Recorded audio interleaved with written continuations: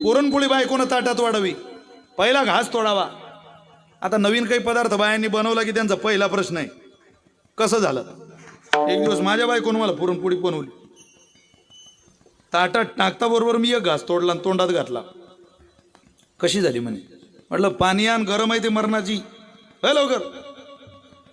ते पाणी घेऊन आली. सांगा ना कशी झाली. म्हटलं छान झाली पुरणपोळी. छान झाली. तुम्हाला ते काही वर्णनच येत नाही ती म्हणे. अगं म्हटलं खरंच छान झाली बाई. नाही नाही नेमकी कशी झाली. म्हटलं खूप सुंदर झाली. नाही पण तरी कशी झाली. एक नंबर झाली तिला. म्हटलं नाही नाही पण तरी कशी झाली. अगं म्हटलं बाहेर मी कुठंच खाल्ली नाही, एवढी चांगली झाली. मला समजलं हिचं अजूनही काही समाधान झालं नाही. तिला म्हटलं इकडे, इतकी चांगली झाली पुरणपोळी की अशी पुरणपोळी तर माझ्या आईलाही बनवता येत नाही, इतकी चांगली झाली. ती म्हणे हा, याला यथार्थ वर्णन